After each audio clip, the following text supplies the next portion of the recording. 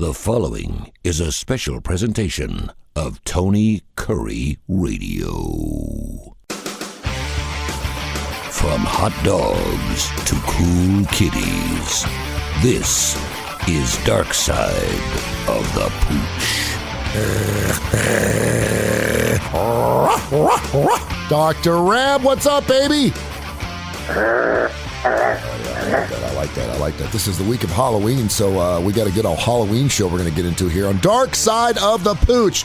You can hear the show every Monday through Friday right here on Tony Kurre Radio at 7 o'clock at night. It's a perfect spot because you're just getting in. You want to listen to some podcasts. You want to listen to TKR. You listen to all the questions. Info at TonyKurreRadio.net. Their number, of course, the Rossbridge Animal Hospital is 208-0301, 208-0301. At Rossbridge Vet on Twitter, the Rossbridge Animal Hospital on Facebook. And it's always brought to you by our good friends down there at the beautiful Ed's Pet World. I went down there just a couple of days ago. They have a cockatoo named Buddy down there, sweetest bird I ever seen. They got all these exotic pets. They got rabbits, chinchillas, tarantulas, all kinds of great fish, caiman alligators, you name it. And of course, Seth's also into his wonderful toy closet. He calls it Seth's Toy Closet. If you have some toys up in the attic, still in the box, you want to go buy, sell, and trade, they'll do some wonderful jobs. Maybe you can go down there and say, I want a caiman alligator, and I have a great Battlestar Galactica ship we want to trade. I mean, you never know what they're going to do. It's Pet World. They do fantastic work, and Angie, of course, down there is my sweetheart. She's a wonderful woman. How you been, brother? Everything good? Everything's good. I wanna ask you a question because this popped in my head today. Because I know what my answer is, but I want to know what your answer would be. Do you have a musical guilty pleasure, something that people would think there is no way that the Tony Kurre likes this band or this song? Do you have anything like that? Yeah, I mean, I like, the Steely Dan stuff, not so much. James Taylor is big. I am kind of getting into the point in my life now where I'm listening to some of that really soft 70s stuff, the Ambrosia stuff, the Bread stuff. I mean, sometimes I'll hear a Barry Manilow song and I'll kind of lose it a little bit. I went to a nursing home. I went to Danbury Nursing Home. I go there every week to visit a little bit. And I do a little entertainment, and I was into some Glenn Miller Orchestra last week. They were playing some Glenn Miller Orchestra, and I kind of got into it. I got off on it a little bit. How about you? Well, it's funny that you should say that. So today I heard Harry Nilsson. Yeah. What's the song from Midnight Cowboy? Oh, yeah. So I think that's a little bit in that genre. But for me, for whatever reason, an Annie Lennox song, Walking on Broken Glass, came on the radio. It was at work, and I had not heard that song in 20 plus years. That's a good tune. And I thought, I like Annie Lennox. we used to play, and it's not one of my favorite songs, the Eurythmics and Sweet Dreams. We used to play the Bejeebers out of that big song. But Harry Nilsson, he was good friends with. He actually helped this band become a band, and that would be Paul McCartney and the Beatles. No kidding. Oh yeah, go pull up Harry Nilsson and Paul McCartney and John Lennon. They were buddies, and they actually used to listen to Harry before they became a band and loved his music. And Paul will sit there and tell you there was a lot of different arrangements he had in his music that helped create the Beatles. Wow. How about that? Hey, that's the information that you get. There you go. We're hopefully going to get some information on some pets, dogs, kitty cats through the Rossbridge Animal Hospital. We have some great emails today, info at TonyKurreRadio.net. I do want to start with a couple of different things here, including Air Essentials. Has just come out a couple days ago. I think I sent you the article. They have launched the first ever pet fragrance. I would have thought for sure someone had some type of pet fragrance before, but it's a fragrance. There's cuddly cotton, there's puppy petals, and there's fresh fur ever. It's a first ever fragrance where you can actually spray it on your dogs and cats to make them smell better. And you're thinking to yourself, dogs and cats ain't going to like that because if it smells good, they probably ain't going to like it. If it smells like dog crap, I mean, that'd be great. But the fragrance through the company has been scientifically proven to be loved by both pets and their owners. Your thoughts? I mean, we've had, and I don't know how this would differ from this product. And I looked at the article, but, groomers have had stuff like this, for a while. And I even got something in the mail last week from a company who makes these, spray on products, but it might differ, from this and in some way, shape or form. But I mean, this is not surprising at all. I mean, the pets are always in our face. The dogs are always in our face. We don't want them to smell bad. Yeah. So of course we're going to get something on them. I want to start seeing some TV commercials like the Axe body spray, but with dogs. That's what I want to see. You remember those old, some dude would spray it on him and he'd be at the mall and then he'd have to start running through the mall because all the girls are chasing him. I want a commercial like that with a dog. Now I've seen the kitty litter commercials, where the cats are dancing in the disco and the cool cat comes out and he's doing some Saturday Night Live thing. And it's called the slide. It's the cat deodorant, and the poop slides out as opposed to you having to dig it out, but it slides and the whole thing is a cat. So I mean, cats are kind of cool that way, but I think that's a great idea. It's crazy because we as humans, if we tell you if you spray this on, you're going to pick up women, we'll buy it. We don't even care what it stinks like. No question. We get after it. So let me ask you this. I mean, and this is evidently a safe alternative, obviously, to bathing your pet once every 2 or 3 weeks. I'm in the process of selling my home. And my realtor always sends me these things that people who have come to see my home say. And they always say it smells like dogs. And I'm like, well, I got 2 dogs. And I mean, I've sprayed the place. I've cleaned out the vents. I wash my animals. I've got their bedding cleaned. I don't know what, and I don't smell it. And I got a pretty good sized schnoz, but I'm used to the smell. And so I think the house smells fantastic. And I'm trying to think maybe if I should get some of this fragrance stuff just so they smell better. You can, and they make stuff. They make stuff for pets that will. It's almost like Febreze. It's not Febreze. Yeah. But it won't smell like anything. It's like there's also some crazy candles that are, I mean, unbelievable at eliminating pet odors. I wish I could remember the name of them. I'll have to look into that. There are some practices, like if we don't, at Rossbridge, we don't do a lot of retail stuff. That's just not, the veterinary industry has just kind of changed. Back 20, 30 years ago, there was also a big retail side to veterinary medicine, leashes and collars and stuff like we're talking about now, over-the-counter sprays and candles. These certain odor-eliminating candles used to be really big, and I know they still exist.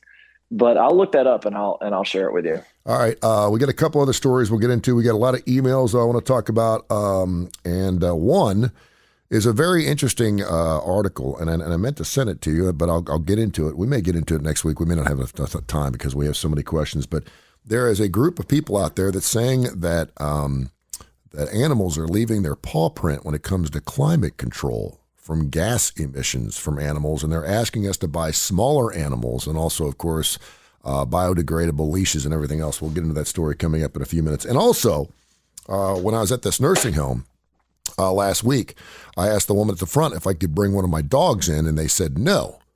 She said, we don't need to bring dogs in because we have this. Do you know what I'm talking about?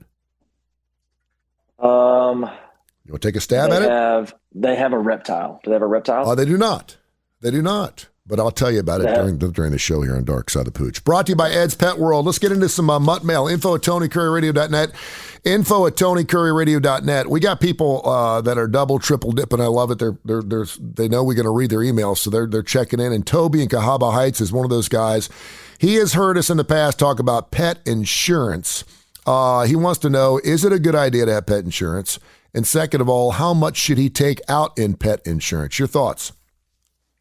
It's a good idea because vet care is expensive, and there's several different types of policies. You can get just like a, all-encompassing policy that would cover everything from routine stuff to sick stuff to emergency stuff, or you can get one that would just cover emergency or just cover wellness. And, we talked about a couple of weeks ago on the show, what the, I think it was maybe the lifetime cost of a pet is, including pet food. It was like $57,000. $50,000. So, I mean, at least half of that is going to be, stuff that you couldn't claim on insurance. It's going to be food. Yeah. But, I mean, I think it is not unreasonable to think that, just on routine wellness stuff, you could easily spend $1,000 a year, if not, up to 1,500. Yeah. So I would plan, if you can find a plan that kind of puts that in the range, then I think that would be good. But the way the plans work is you just save your invoices, you submit that to your insurance company, and then the insurance company reimburses you once you hit the deductible. It's just, I mean, there's a deductible just like you or I would have for our insurance. Okay, there he is, Darkside of the Pooch, brought to you, of course, by Ed's Pet World. He's Dr. Rab Stewart of the Rossbridge Animal Hospital, the best place to take your animal. If you need any care, any pet care, they do shots, they do the whole 9 yards. It's fantastic. Rossbridge Animal Hospital, 208-0301. Jessie in Fort Worth says she has a cat named Mr. Bumbles who has 3 eyelids on both of her cat's eyes. She wants to know, is there any problems with having 3 eyelids? And why are cats always the ones that seem like they have weird, strange, I don't know, cat issues, where they have 6 toes, 2 tails, but eyelids? She said both are, and you can tell the cat's got 3 eyelids. Is that an issue? Well, so the normal anatomy of dogs and cats, they have an upper eyelid, they have a lower eyelid, and then it's semantics, but they have what's called a nictitating membrane or a third eyelid, and you can, if you look closely, you can see it. Sometimes it'll cover the eye right before they blink, but if you open the eyelids of your pet and you look towards the nose on both sides, you can see a tiny little pink flap, and that's the third eyelid or the nictitating membrane. And so I wonder if that is what she's talking about, then it's normal for them to have. And some pets have a more predominant third eyelid than others, and it might protrude, or it might just cover a little bit more of the eye than it normally would. And that can be normal, especially in cats. So I would say it is normal. And dogs, they can get a prolapse of this eyelid, and it can cause them to not produce tears very well. Wow. And sometimes you have to replace it and tuck it back where it needs to go surgically. I don't believe that I have ever seen that in a cat, though. Okay. The one reason I would think that a lot of cats do have maybe 6 toes, 5 toes, I may be totally off here, is perhaps there's more inbreeding between cat breeds than there are dog breeds. First question is, does a cat know that it's a relative of another cat? Do they really care?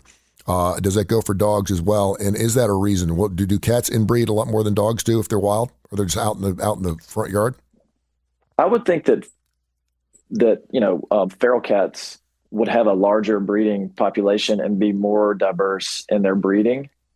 The reason I say that is because when you have a mixed breed dog, when it is just running around nature, procreating, those dogs typically have a bigger gene pool than purebred dogs. So I would assume that the same would go for mixed breed. And most people refer to mixed breed cats as domestic short hair or domestic long hair.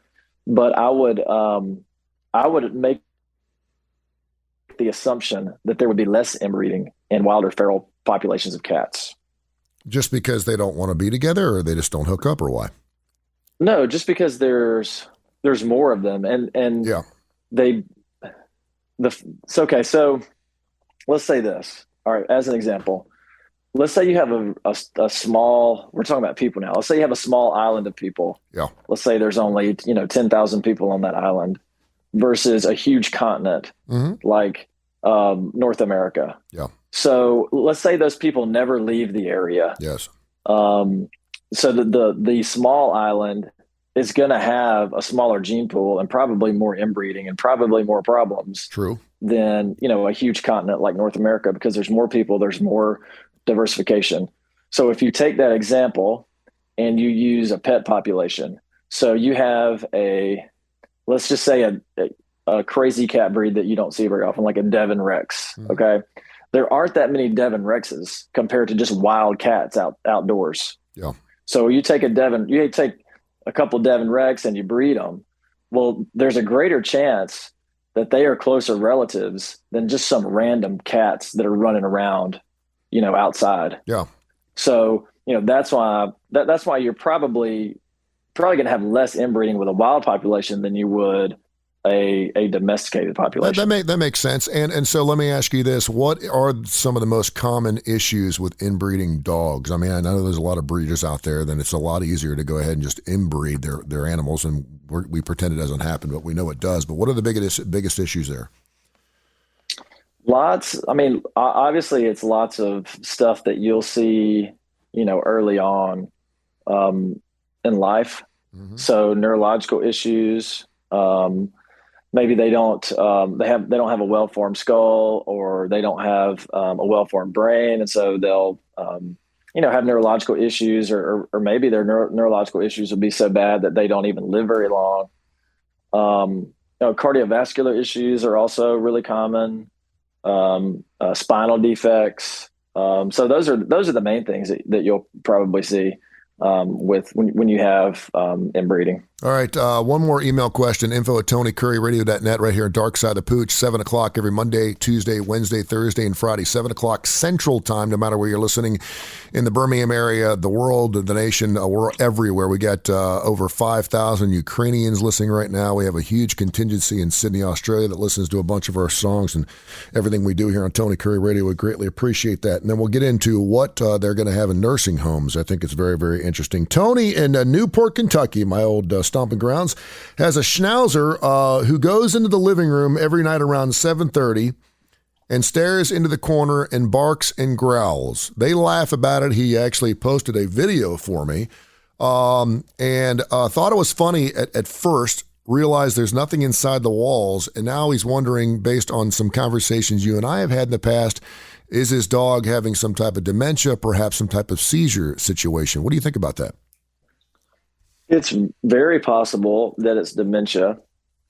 One of the things that we use to, try to figure out if dementia is a possibility is strange behavior, like staring off into space or staring at walls. That's one of them. Another one is just seeming to get lost in the house, going to areas they don't typically go to, or being antisocial. And then also the apparent loss of being housebroken. You have a dog or you have a cat, and they for over a decade, they've been, potty trained, and now everything's going backwards. So what Tony's saying meets one of those requirements. So it would depend on the age of the dog. Dementia is not something that you're going to see in middle-aged to young dogs. The other thing that can happen, and I don't think that it could have a brain tumor. I don't think that's, I don't think it would be 7:30 at night every night. It's when this happens, because if it were dementia or a brain tumor, these behaviors would probably be more throughout the day. Mm-hmm. Now dementia can happen more at nighttime. So that's why I would lean more towards, if there is something going on, it's probably more dementia than something like a brain tumor, because a brain tumor, you'd see those symptoms most of the day, if not all day long. Yeah. But dementia seems to be more prevalent at nighttime. All right. Darkside of the Pooch, 7 o'clock every Monday through Friday, wherever you get your podcasts. Just search Tony Curry Radio Podcast. It's Curry with a K, or TKR Podcast. And you can listen to hundreds of episodes. We're well over 1,000 episodes of all of our shows here on Tony Curry Radio, and we are rolling, baby. We are getting after it here. Social isolation cited for $6.7 billion in additional Medicare cost annually in this country. And the New York State Office for the Aging, also known as the NSAO, is in its third phase of trying to figure this out. They have introduced animatronics at their senior nursing homes in the state of New York, and they say it's working. These are computer dogs. They look like real dogs. They sound like real dogs, and they're computers. They're basically robots. And now I don't know if the people that are in these nursing homes actually know they're not real. When you realize you don't have to take it out to go pee, it does exactly what you're telling it. But evidently, it is helping from a therapeutic standpoint with nursing patients. What's your thoughts on that? Can I get one? Yeah, That's I mean, how cool. Well, there's so many. I mean, you go to Walmart and get these dogs that do jumps and they bark, and now you can hook them up to apps and make them. I mean, they're almost like, and we have these robots. People are marrying robots now. We have human robots that are almost like the real thing. But I think this is a great idea. I mean, you don't have to clean up after them. You have to do anything. And if a patient actually believes, it's like you and I coming in at night, turn the TV on. We just want to have we want to have some ambience. We want to have some engagement with something. I turn the TV on the first minute I walk in the door to know I have something going on. I hear something in the house. It's the same thing with these pets, right? I think so. I mean, especially we just talked about dementia and dogs, especially if you have a person that has dementia and to them, this is like the real thing. I mean, I don't see why anyone would have a problem with this. They're not going to get sick. You're not going to have to euthanize them. You're not going to have to take them to the vet. Yep. Hey, I'm a little bit worried now. Like maybe I might be obsolete. Maybe everyone's going to start doing this. Okay, so I'm going to change my position on this. This is terrible. No one should do it. Okay, all the nursing homes should go out and get real dogs. So forget this animatronic stuff. Okay, this isn't Disney World. This is real life. So don't do it. They actually have pictures of older people who are falling asleep in their wheelchairs with these dogs sitting on their laps. And they evidently feel like a real dog. They don't even know. And they're sitting there, and there's a woman there sitting there petting this little black schnauzer on her lap. And it's a beautiful thing. And just the comfort that brings her is a wonderful thing. And particularly in this nation, we all like to think that when dad goes in the nursing home or mom goes in the nursing home, we're going to visit them 3 times a week. We don't. We have our own lives and we just stay too busy. But it's really a really interesting piece. So yeah, according to Dr. Reb, just get the real deal for older people. No, I'm with you. No, it's great. I think it's great, but I have to endorse the real thing just for my own I guess prevalence in my job. If you can find one that actually licks your hand and humps your leg, I'm in. Interesting story here. This is a really interesting story. Listen, I'm all about climate control, and I realize the world is changing, and 9 of the last 10 summers have been our hottest. We got issues. We got problems. I know the ice caps are melting and everything else.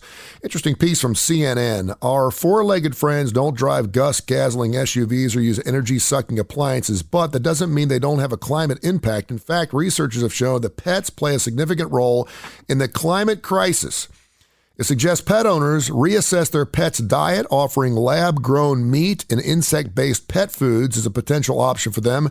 The article also recommended making sure that pet products such as leashes, bags, toys, and bowls are recyclable, and also advised that potential owners may be adopting smaller breeds to minimize climate impact.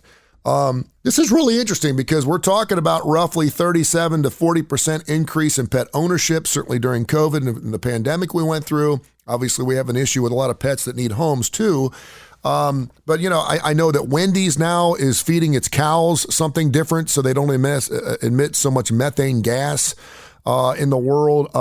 What have you even considered that? I know our dogs fart and stuff like that, but as far as a carbon footprint or paw print in this particular case, I think it's really interesting. Yeah, I mean, I can see the headlines now. Alabama veterinarian disputes climate change. That's not what I'm doing. Yeah, but I mean, I would say give me a break on this. Okay. Recycling. If you want to recycle bowls and leashes and collars, I'm all for that. But trying to limit the size of your pet or the kind of pet that you have because of emissions, I can't get behind that. Animals have always been here, and I know that we have more animals now than we had, in whatever weird eon that the last ice age happened or whatever. But I mean, when it comes to organisms existing, that's where I'm going to draw the line. You know, like I'm not going to change what kind of dog I'm going to get. But, you know, look, you don't want me to drive a gas car, and you're going to make it so everything's battery operated. That's fine. I will go along with that. And if I need to get an electric car, I will. Let me see if I'm not going to get an electric dog. Let me see if I want to get a Great Dane, I'm going to get one. Let me see if I can sway you a little bit more. Their meat-heavy diet is the biggest contributor to their carbon paw prints, which requires an abundance of energy, land, and water to produce. And the production of pet food emits huge amounts of planet-warming gases. I get that. Citing a 2018 study, the outlet noted feeding dogs and cats creates the equivalent of around 64 million tons of carbon dioxide in the U.S. each year. That's roughly the same impact as 13.6 million cars on the road. It added that if our furry friends formed a separate country, it would rank 5th in global meat consumption behind China, the U.S., Brazil, and Russia, according to UCLA professor and author of the study, Gregory Oken. Hey, I've got a great food that you guys can all feed your dogs. It's the protein is soy. There's no meat in it. There you go. So there you go. Problem solved. All right. Super. This show is brought to you by Ed's Pet World down there in Homewood. They've been open for nearly 50 years. Not only do they have incredible exotic pets, and they'll make sure that you buy an exotic pet, they're with you every step of the way to make sure that exotic pet lives as long as it possibly can. They have a cockatoo down there. I posted a video a couple of days ago. His name's Buddy. He's amazing. This thing doesn't bite. He'll talk to you, and you can pet his neck and stuff. He's wonderful. And, of course, they also have a great toy selection, Seth's Toy Closet, buy, sell, or trade. We're talking watches, Star Wars stuff, everything's still in the box. It's unbelievable. Final email here. Tracy in Casper, Wyoming. Said she's been watching tons of videos with zoo animals eating pumpkins. She's like, it's the most precious thing she's ever seen. We see goats eating them. We got bears. We got monkeys. We got porcupines. Is it okay for dogs and cats to eat pumpkins? Do they like pumpkins? And with Halloween coming up, she realizes we don't want to give our animals any type of chocolate, but around the holidays, what are some foods we want to make sure we keep our dogs and cats away from? I saw a crazy video the other day on Twitter of this huge moose, like roaming. I'm not sure where it was. Obviously, it wasn't here, but it was. There were 3 pumpkins sitting by this mailbox, and it was just going to town on these pumpkins. And I don't know why I was mesmerized. So I'm with her. I think. It's very cool. Dogs and cats can eat pumpkin. Sometimes we'll recommend that they eat pumpkin. To kind of change the consistency of their stool. I would stay away from the seeds. Don't give them the seeds. And if you can, you don't want to feed them too much of it, okay? Because then they can get diarrhea. But a little bit here or there, or if you find that your dog just got wild hair or really inquisitive and they just started eating your pumpkins outside, it's not the end of the world. But limit it so they don't have digestive problems. You want to stay away from chocolate. So this is the time of year, Halloween. It is inevitable that after, the day after Halloween for a week, we will get at least one call about a dog that got into a bunch of chocolate and what should they do? Yeah. And most of the time we recommend they come in when we induce vomiting. Not all chocolate is created equally. The milk chocolate is preferred. If a dog's going to get into chocolate, milk chocolate is going to cause less toxicity. The kind of baking chocolate or cocoa, that's the worst. And then dark chocolate's kind of in between the two. It depends on the size of the dog. A Great Dane could eat the same amount as a Chihuahua, and it's not going to make the Great Dane sick, and it could be a toxicity level for the Chihuahua. So chocolate's out, raisins are out, garlic and onions are out.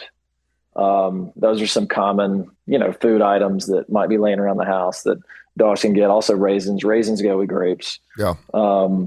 So those are all things to keep your eye on. Any pets that you've had there at Rossbridge come flying in on a broomstick lately with Halloween coming up? Any nasty issues you've had with any of your dogs and cats? No, the dogs don't fly in, but sometimes the employees fly in on brooms. I don't know. They've had a bad night or a bad day or something. So, but don't worry, we'll get them in line by the time you guys come and see it. I had Kip Kiefer on recording a show before you. He has a show called Need to Know, which you can hear right here at 6:00. It comes on right before your show every night. He said the scariest thing, he said it still brings him nightmares, is that witch on Wizard of Oz. He's like, every time I think of her face, it scares the hell out of him.